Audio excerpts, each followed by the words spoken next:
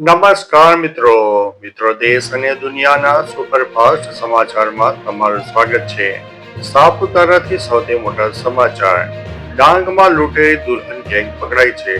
સાપુતારા પોલીસે લૂંટેરી દુલ્હન તરીકે ઓળખાતી છેતરપિંડી કરતી ગેંગને ગણતરીના કલાકોમાં ઝડપી પાડી છે। આ ગેંગ યુવાનોને લગ્નની લાલચ આપીને લૂંટતી હતી। પોલીસે ગુનાહિત કાવતરું રચનાર આરોપીઓ વિરુદ્ધ બીએનએસ કલમો હેઠળ કાર્યવાહી શરૂ કરી છે। તપાસમાં બહાર આવ્યું છે કે આ ગેંગમાં મહિલાઓ ઉપરાંત સ્થાનિક પુરુષો પણ સંડોવાયેલા છે। લગ્નના બહાને 2 લાખની છેતરપિંડી કરી હતી। અન્ય મહત્વના સમાચારની વાત કરીએ તો ક્લોરીન ગેસ લીકેજથી હડકંપ મચી જવા પામ્યો છે।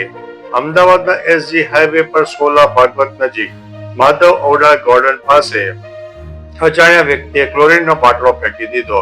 બાટલામાંથી ગેસ લીકેજ થતા આસપાસના લોકોને આંખમાં બળતરા થવા લાગી અને શ્વાસ લેવામાં તકલીફ થવા લાગી। ફાયર બ્રિગેડની 2 ગાડીઓ ઘટના સ્થળે પહોંચીને પાણીનો મારો ચલાવીને ગેસ કાબૂમાં લાવવાનો પ્રયાસ કરી રહ્યા હતા।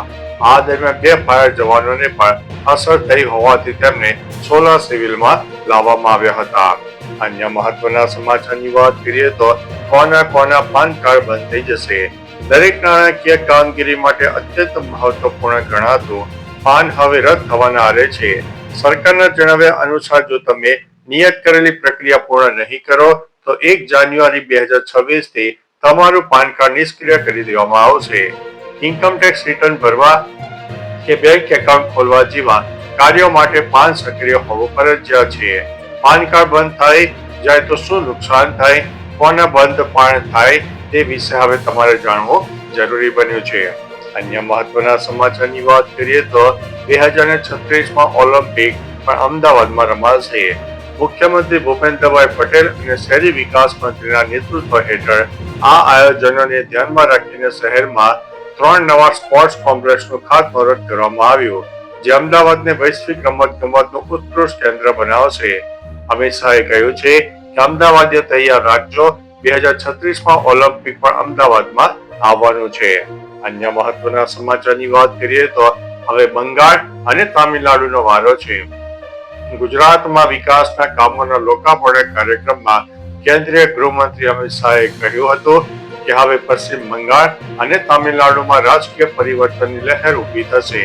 તેમણે રાહુલ ગાંધી પર કટાક્ષ કરતા કહ્યું છે કે રાહુલ વારંવાર ઈવીએમ અને મતદાર યાદી પર સવાલ ઉઠાવે છે, પરંતુ હકીકતમાં દેશની જનતા કોંગ્રેસ અને તેના સાથીઓને સ્વીકારતી નથી।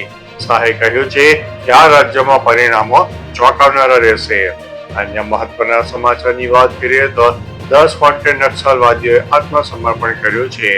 બાલાઘાટમાં 10 વોન્ટેડ નક્સલવાદીઓએ મુખ્યમંત્રી મોહન યાદવ સમક્ષ આત્મસમર્પણ કર્યું હતું। મુખ્યમંત્રી મોહને તેમને બંધારણની નકલ આપીને તેમને મુખ્ય પ્રવાહમાં સામેલ કર્યા।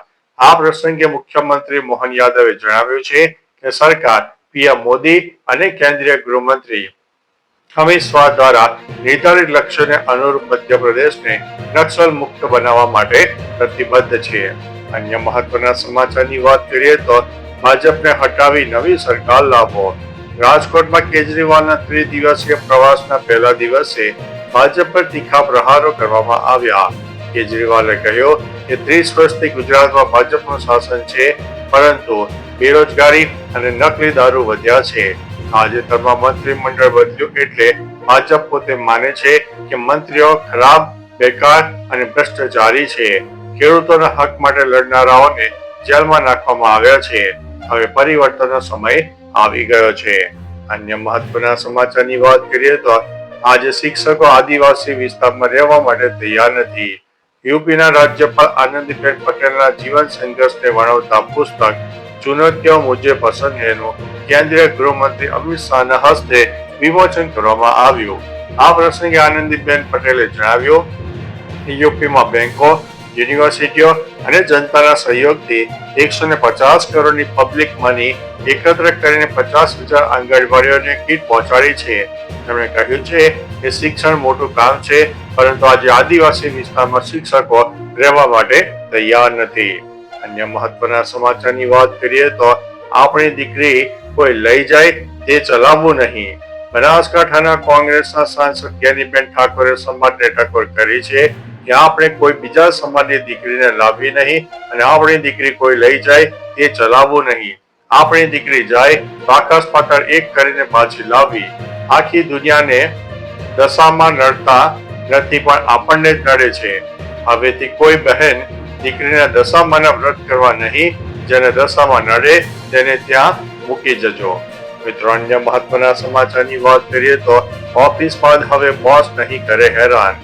સાંસદ સુપ્રિયા સેલે લોકસભામાં ખાનગી સભ્ય બિલ તરીકે રાઇટ ટુ ડિસ્કનેક્ટ બિલ 2025 રજૂ કર્યું. આ બિલ કર્મચારીઓને નિર્ધારિત કાર્ય કલાકો પછી અથવા તો રજાઓ દરમિયાન કાર્ય સંબંધિત કોલ્સ, ઈમેલ્સ અને સંદેશાઓથી ડિસ્કનેક્ટ થવાનો કાનૂની અધિકાર આપવાનો પ્રયાસ કરે છે. કાયદાનો ઉદ્દેશ્ય વધતા ડિજિટલ વર્કલોડ અને કાર્ય જીવન સંતુલન પર તેની અસરને સંબોધવામાં આવે છે. અન્ય મહત્વના સમાચારની વાત કરીએ તો દરેક પિતાએ પોતાના પુત્રને શીખવવી જોઈએ આ 5 મહત્વની વાતો. દરેક પિતાએ પોતાના પુત્રને કેટલીક જીવન બદલનારી બાબતો શીખવવી જોઈએ. પેરેન્ટિંગ કોચ પુષ્પા શર્માના જણાવ્યા મુજબ આત્મવિશ્વાસથી લોકોની સાથે મળવો, ગુસ્સા પર કાબુ મેળવો, જવાબદારી સ્વીકારવી, સમયનો આદર કરવો અને પૈસાનું સમજદારીપૂર્વક સંચાલન કરવું જરૂરી છે. તેમણે પુત્રને મૂળભૂત રસોઈ કૌશલ્ય શીખવાડવી. પુષ્પાના મતે આ ગુણો પુત્રને સફળતા સાથે સારા માનવી બનવા માટે જરૂરી છે. અન્ય મહત્વના સમાચારની વાત કરીએ તો મુન્દ્રા પોર્ટ પર કસ્ટમની મોટી સફળતા. 1.11 કરોડની વિદેશી સિગારેટ ઝડપાઈ છે. મુન્દ્રા પોર્ટ પર કસ્ટમ વિભાગે કોર પેપર તરીકે જાહેર કરેલા કન્સાઇનમેન્ટમાંથી 1.11 કરોડની કિંમતની વિદેશી સિગારેટના 99 બોક્સ જપ્ત કર્યા છે. આ સિગારેટ પેકિંગ મટીરીયલ પાછળ છુપાવવામાં આવી હતી. દસ્તાવેજોમાં અનિયમિતતા જણાતા કન્ટેનરની તપાસ કરવામાં આવી અને આ જપ્તી ગેરકાયદેસર આયાત અને અન્ય નેટવર્ક ઉપર પ્રકાશ પાડે છે. કસ્ટમ વિભાગે કાયદેસરની કાર્યવાહી શરૂ કરી છે. અન્ય મહત્વના સમાચારની વાત કરીએ તો બેંકોમાં પડેલા 78,000 કરોડ પરત મળશે. પીએમ મોદીએ એસટી સમિટમાં જણાવ્યું છે કે કેન્દ્ર સરકાર દેશની બેંકોમાં પડેલા અનક્લેમ પૈસાને તેના સાચા હકદારોને પરત કરી રહી છે. તેમણે ભારપૂર્વક જણાવ્યું છે કે આ પગલું સરકાર અને જનતા વચ્ચેના વિશ્વાસને મજબૂત બનાવે છે. વિવિધ બેંકોમાં ભારતીય નાગરિકોના કુલ 78,000 કરોડની રકમ અનક્લેમ છે. વડાપ્રધાને કહ્યું છે કે આ પગલું એ માન્યતાને બદલે છે કે એકવાર પૈસા સરકાર પાસે જાય તે પાછા આવતા નથી. તો ચાલો મિત્રો, ફરીથી દેશ અને દુનિયાના સુપરફાસ્ટ સમાચાર લઈને મળતા રહીશું.